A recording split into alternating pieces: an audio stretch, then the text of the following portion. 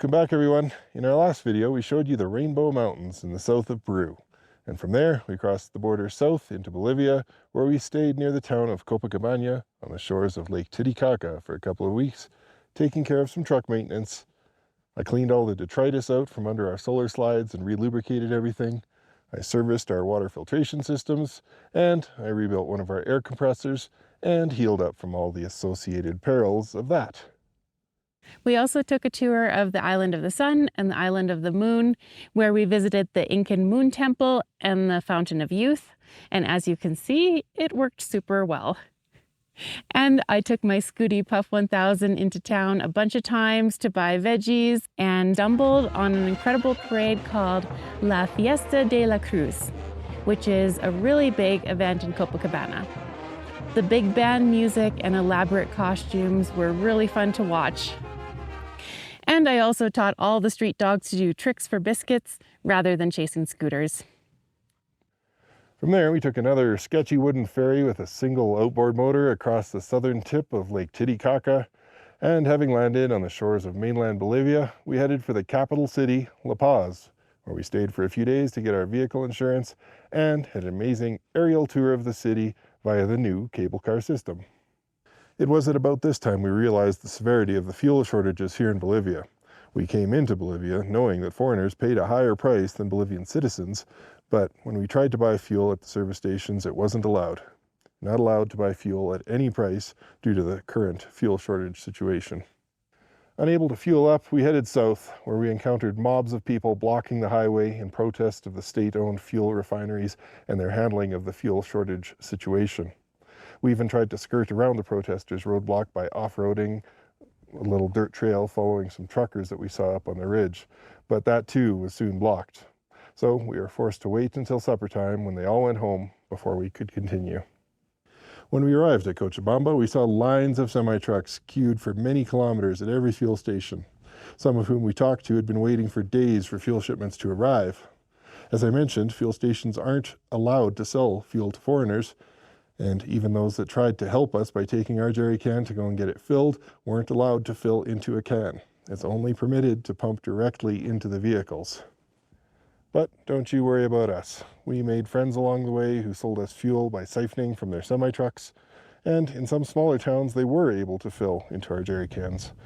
One fella went out of his way and got us a 5-gallon pail, and him and his son filled those up several times, and we transferred that into 3-liter water bottles that we stockpiled under our cabinets. And as we continue south, we found quite a few wild camping spots in dried up riverbeds, and we've really enjoyed the complete solitude and the antics of herds of llamas just hanging out, doing llama stuff. And one theatrical military coup attempt later, we've arrived here in this train boneyard, preparing for yet another iconic overland bucket list destination, El Salar de Uyuni, the Bolivian salt flats. And because we grew up in northern Canada, where the roads are salted heavier than a bag of ketchup chips, we know just how damaging that can be to our steel frame. And even though we stripped the frame down and gave it a few thick coats of POR 15 when we built it, we're still going to stop by one of the underbody wash and pretreatment spray facilities, and then try and find some more diesel before heading out on the Salar.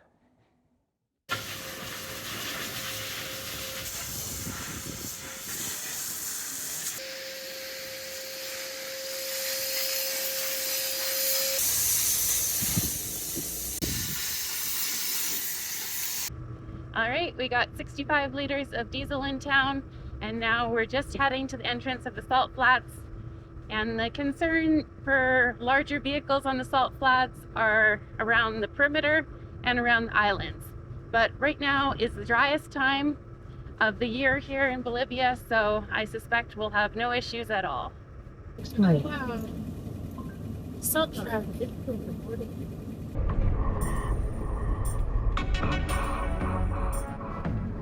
And we're on.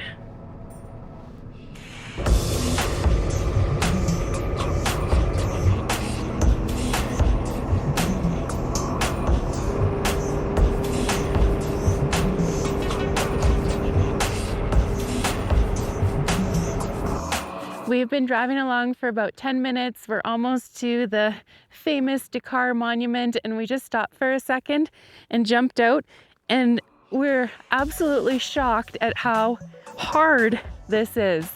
It's like walking on cement, and I thought it would be kind of soft, like sand, salty sand, but no, it's rock hard.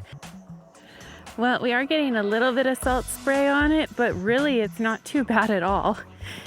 And I suppose a lot of that has to do with this is the dry season and it isn't flooded, which is unfortunate a little bit because we don't get to see the amazing mirror effect, but it's still gorgeous. Far as you can see, white. Reminds me of Canada. We have arrived to the famous Salt Hotel, which is just beside the Dakar Monument here.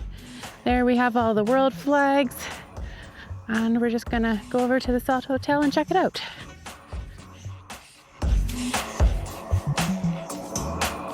Looks like there's a lot of stickers on the windows.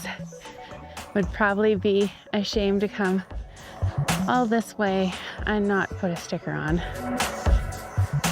the Hall of Fame there with Meet Around the World.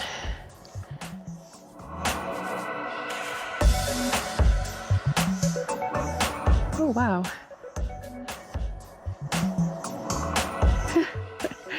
This is quite literally made of salt.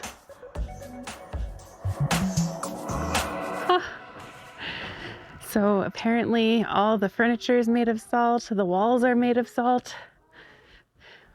Obviously the floor. Very cool. And here we have the flags from all over the world.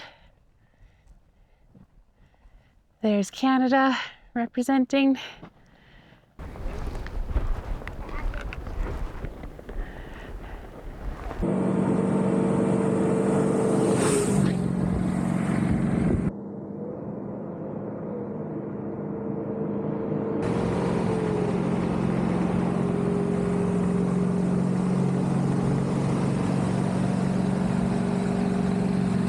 We are now about 25 kilometers onto the flats, and we've found ourselves a pretty awesome wild camping spot for the night. No one around. Now check it out, look at the pattern.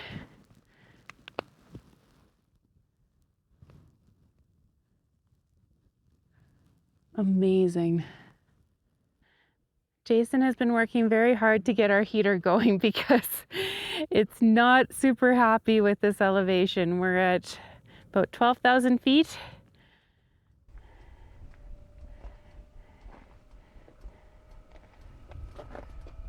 Tonight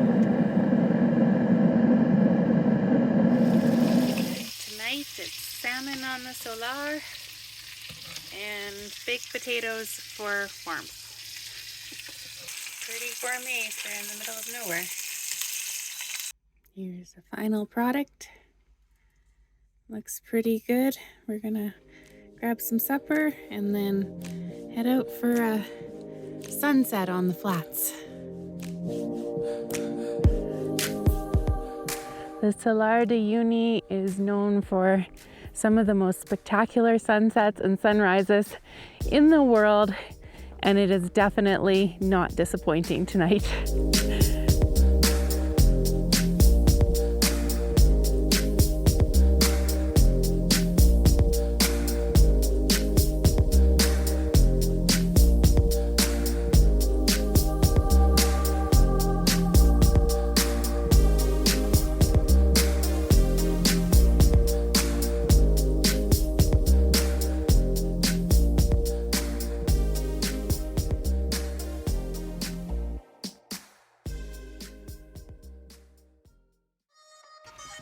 Good morning, everyone. It's a nice morning to go for a scoot.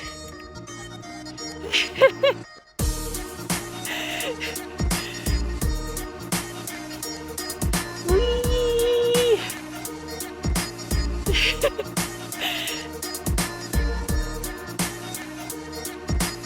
I don't know if I'm gonna to break a speed record. I'm going 21 kilometers an hour. Not so fast.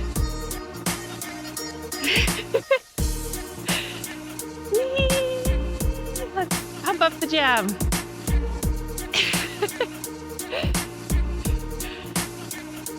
27. Let's get her up to 30. Just like the Dakar race. 30. Woo!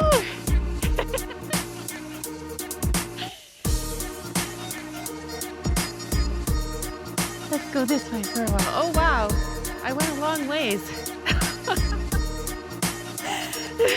Didn't feel like it was far.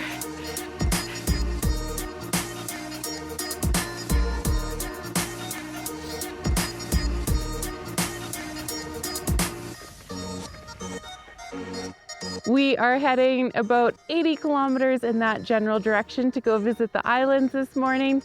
And I figured since I have the scooter out anyway, I might as well get some epic videos for you guys of me chasing the truck on the salt flats. So here we go.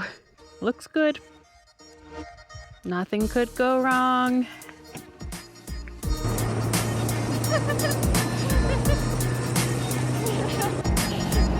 One more. Here we go. Let's go.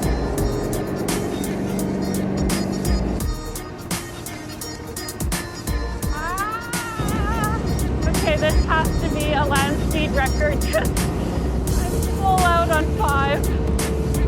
Fast as the scooter can go.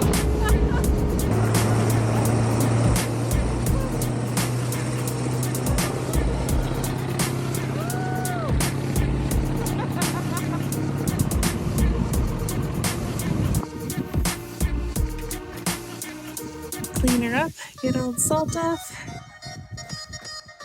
Keep on keeping on. Since we have a couple hours of this, do you have any fun facts about the Salar de Uyuni you can tell me? Well, it's 150 kilometers this way, 100 kilometers this way, 11,000 square kilometers of surface area. Here in the middle, where we are now, the salt is about 5 feet thick, and as you get to the edges, it thins out to an inch or less. But yeah, you can drive and drive and drive. It kind of feels like a Tesla full self-driving because I can close my eyes and I know I'm not going to hit anything for about an hour. So yeah, what other fact? World's largest lithium reserve. 50% of the world's lithium is in this dried lake bed. And what else have I forgotten? Satellites. Satellites. It is so flat and so consistently even and flat that they use the Salar de Uyuni to calibrate the altimeters on satellites. So that's the thing. Yeah. So we're just about an hour in, so we just keep on going.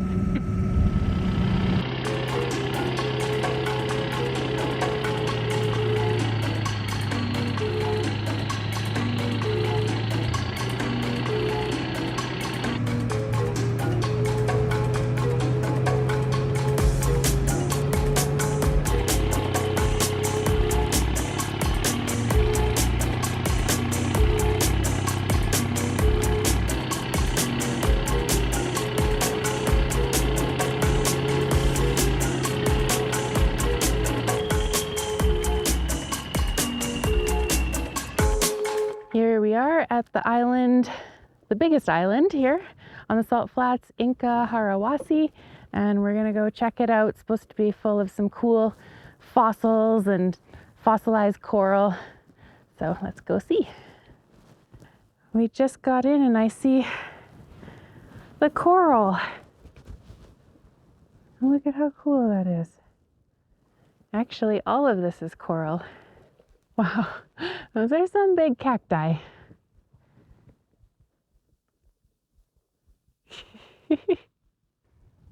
In my mind, I thought it would just be a few little pieces of coral, but all these structures are old fossilized coral. Up we go. Up we go to the top of the island for the best view. We got the tour jeeps coming in here now. But for this moment, we have the island all to ourselves. This is very neat. So this would be like a sea arch that's been left behind. And then if you look down in here, you can see a big cavern. Made it to the top. Up here, you've got a 360 view of the Salar.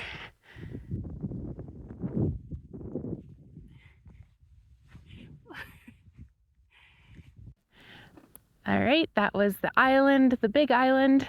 So now we're going to continue on the Salt Flats and check out some of the little islands and try to find a nice spot for the night.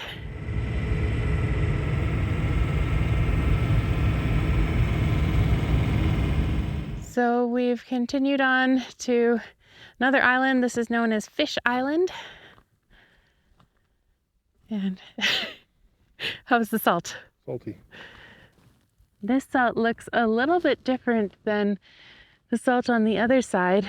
It has the geometric pentagon shapes there, but it also has all these little dimples in it. Yeah, Jason just said, this island is just as good as the other one, and this one you don't need to pay an entrance fee for.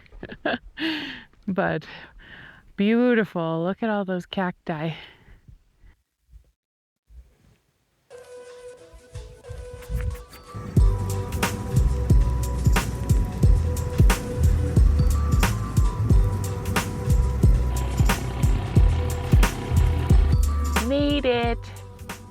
Made it to our nighttime spot.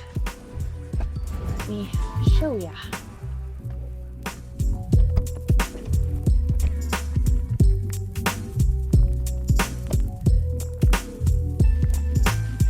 Just salt, salt, salt, as far as you can see. But it is beautiful. Well, I'm just whipping up some supper here, but check out the view.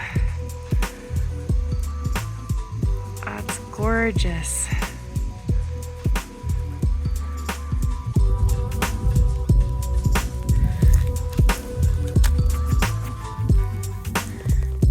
Does it need more salt? Sure.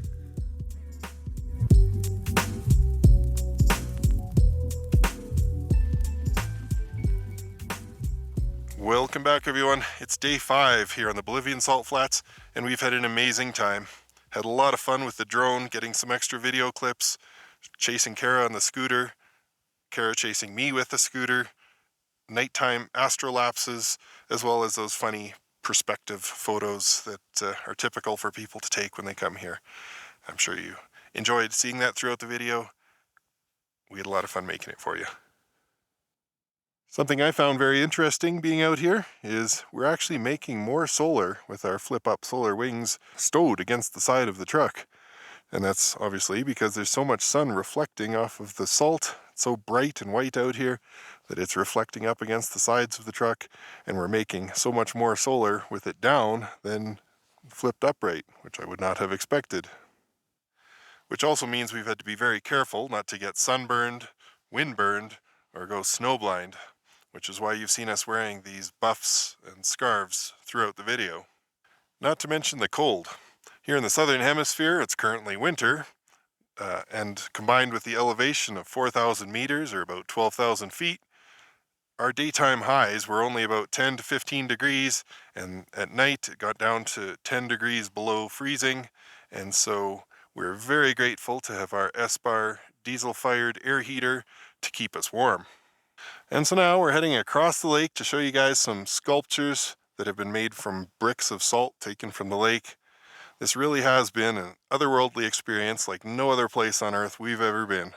There's no birds chirping, no dogs barking, no bugs buzzing, no people, No wind to speak of this time of year. No leaves rustling, no noise. It's completely silent. Incredible place. And for this, I must thank our supporting channel members, especially our Tier 4 and 5 members, Furious George, Cecil Neville, East of Somewhere, Seam, Trotta Le Globe, John S., Austin Space, Aaron Isaac, Frank Brantz, and Gary Rudon. Without any further ado, let's go check out these sculptures.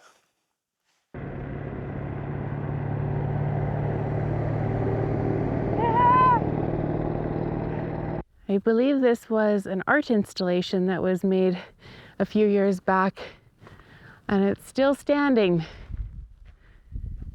It actually still looks pretty good, all things considered. Ugh.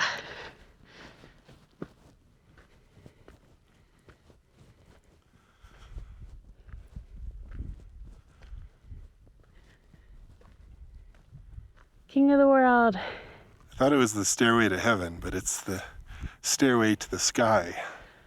Yes, this is the stairway to the sky. Here you have a good view of the Solar. Here's a good example of the salt layers. You see all the striations in here. That's probably the lower layers, and this by your fingertips This is the top. Yeah. Man, after spending so much time cleaning our rooftop solar, I get up here and see it's all dirty again.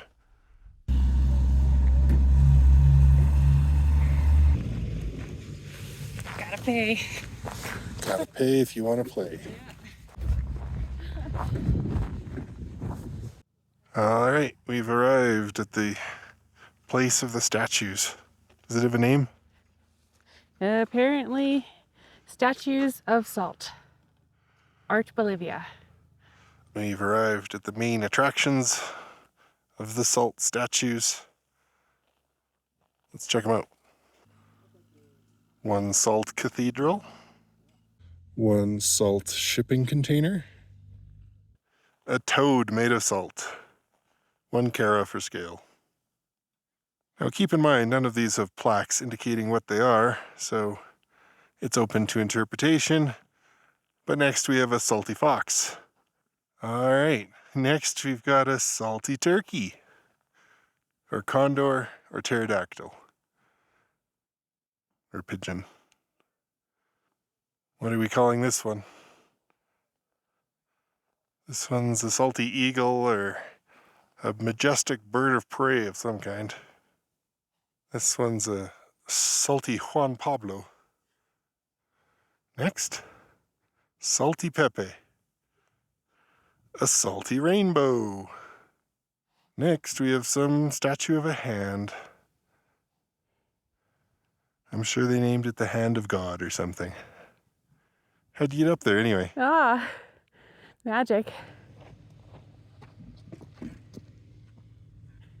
Next, we have this salty armadillo.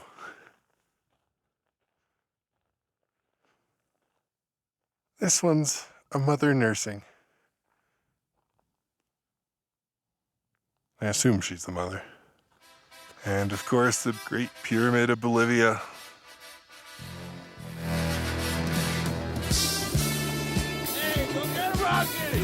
All right, here we have a salty pizza oven. You think I can go in? Yeah, I'm sure you could. Okay. Ugh. Oh, yeah. Oh, yeah, it's nice in here. That's great. Is it warm, actually? No, not at all. And here we have an Aboriginal woman, an Aboriginal man, and an Aboriginal alpaca. My favorite one. So I've seen some pictures online where this is all flooded and all of these statues are floating in a mirror, which would be very cool. And I imagine this was very cool back in the day when they were just statues out in the middle of nowhere. But as you can see, they're building walls and fences and turning it into a typical tourist trap. So that degrades from it a little bit, but still pretty cool.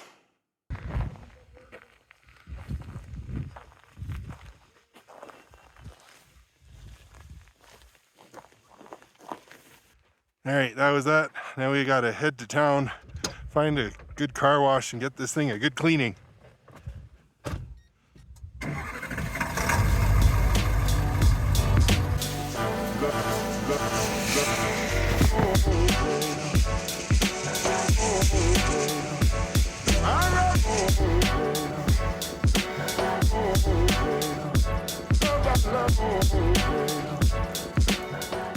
And with that, we're back at the boneyard where we started 1 week ago.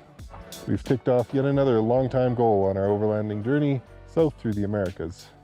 If you loved this video but hated all the ads, remember that we don't enable monetization on our videos until 48 hours after they go live. So make sure you're subscribed and have the bell on and watch a video as soon as it comes out. If you really loved the video, consider channel membership by hitting the join button down below and see the membership options available to you there. From here, we'll head south through the Laguna route to see the famous Laguna Colorado and hopefully a bunch more flamingos. And from there, we cross the border south into Chile. We've got to move fast because we only have 10 days left on our Bolivian visas. Once again, a massive thank you to our supporting channel members and to everyone else who made it to the end of the video, pumping up our viewer retention statistics. Thanks for watching. We'll see you next time.